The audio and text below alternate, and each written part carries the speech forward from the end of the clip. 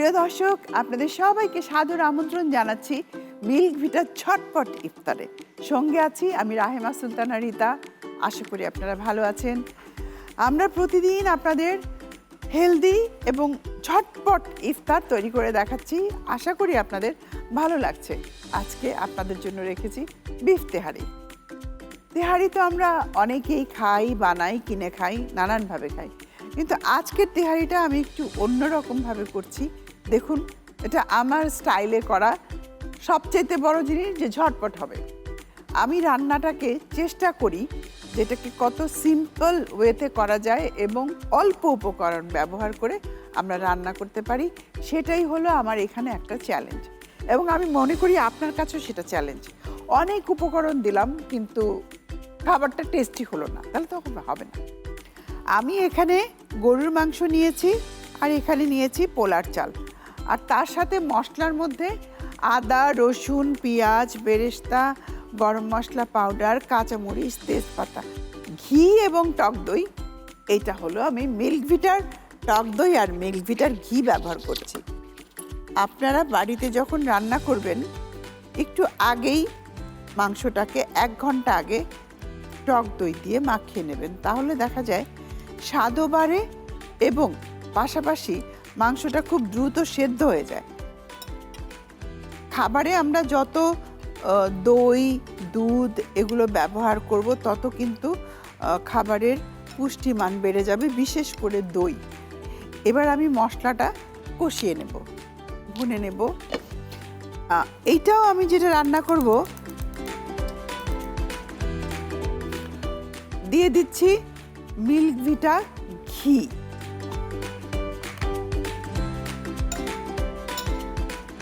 Milk ভিটা ঘি যাচ্ছে এখানে 2 টেবিল চামচ। আমি কোনো অয়েল এখানে ব্যবহার করব না।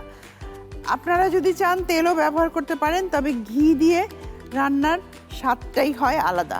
যেহেতু তরল, সেই জন্য আমি এখানে প্রায় 3 টেবিল চামচের মতো নিলাম। তেজপাতা দিয়ে দিচ্ছি, এলাচ, দারচিনি, মানে গরম মশলা যেগুলো আছে সবই দিয়ে দিলাম। এর সাথে এখন মশলাগুলো অ্যাড করে দেব।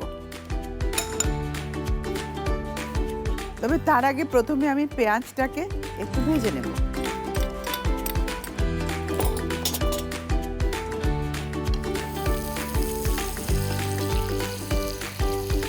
পেঁয়াজ ভাজা হতে হতে আমি বাকি মশলাগুলো অ্যাড করে দিচ্ছি।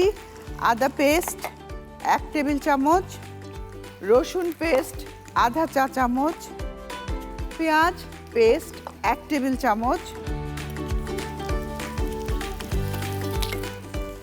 গরম মশলা পাউডার 1/2 চা চামচ, জিরার গুঁড়া 1/2 চা চামচ, ধনের গুঁড়া 1/2 চা চামচ, সামান্য একটু মরিচের গুঁড়ো। তেহারি কিন্তু একটু ঝাল ঝাল হয়। আমি এখানে পানি দিয়ে দিলাম। মশলা আপনারা যখন ভুনবেন তখন কিন্তু একটু ঢেকে ভুনলে ফ্লেভারটা ভালো আসে। আমি এখন দিয়ে দিচ্ছি লবণ 1/2 চা চামচ পরিমাণ। গরুর মাংস দিচ্ছি। গরুর মাংস প্রোটিনের খুব ভালো সোর্স। রোজার সময় আমরা চাইলে গরুর মাংস দিয়ে নানা ধরনের আইটেম তৈরি করতে পারি। বিশেষ করে তেহারি করতে পারি, বিরিয়ানি করতে পারি, কাবাব বানাতে পারি।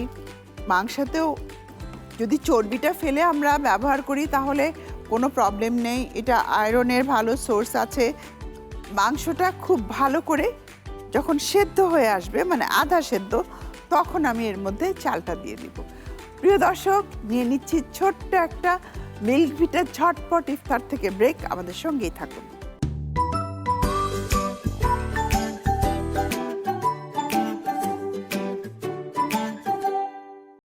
প্রিয় দর্শক, ফিরে এলাম মিল্ক ভিটার ঝটপট ইফতারের ছোট্ট একটা ব্রেক থেকে।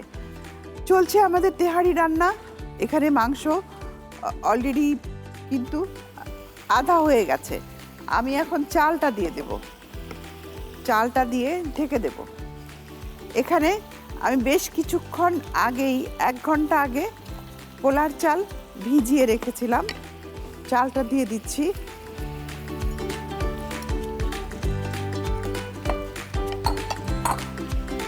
এক্সট্রা পানি খুব একটা দরকার হবে না, কারণ আমাদের টক দই দিয়েছি আমি। টক দইয়ের মধ্যে অনেকখানি পানি ছিল, মাংসের মধ্যেও পানি আছে, সব কিছু মিলিয়ে একসাথে এটা হয়ে যাবে। যদি প্রয়োজন হয় আমরা একটু গরম পানি অ্যাড করে দেব। আমি এখন ঢেকে দিচ্ছি, আগুনটাকে একটু কমিয়ে দিচ্ছি, আস্তে আস্তে হোক। আপনারা বাড়িতে যখন রান্না করবেন চালটা দিয়ে যেটা করবেন দমে দিয়ে দিবেন। আমি কয়েকটা কাঁচামরিচ দিয়ে দিচ্ছি, তেহারির মধ্যে কাঁচামরিচ খুব ভালো যায়। হতে থাকুক, আমি এখন যেটা করব একটা ডিশ প্রিপেয়ার করছি যেটাতে আমি সার্ভ করব। আমি টমেটো দিয়ে একটা ফ্লাওয়ার কেটে নিচ্ছি। আসলে যে কোনো জিনিসই একটু সুন্দর করে সাজিয়ে পরিবেশন করলে সেটা কিন্তু অনেক ভালো লাগে।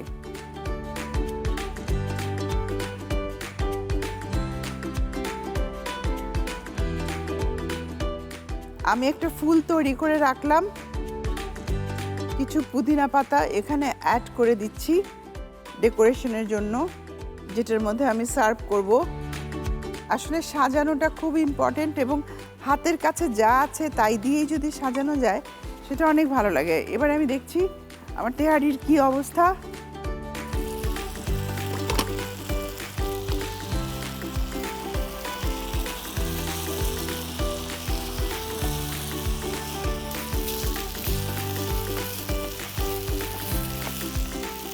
একটু ঢেকে দিচ্ছি, প্রায় হয়ে এসেছে।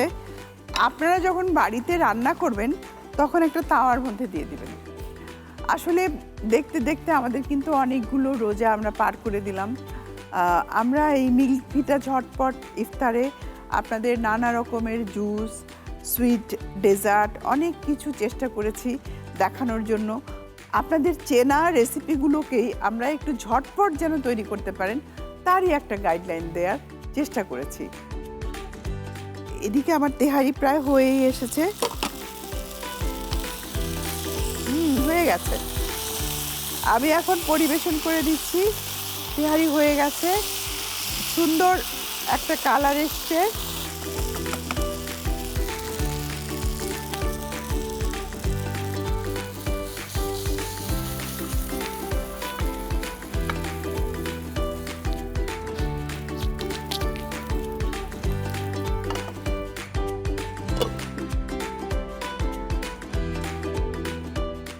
দারুণ একটা ফ্লেভার বেরিয়েছে।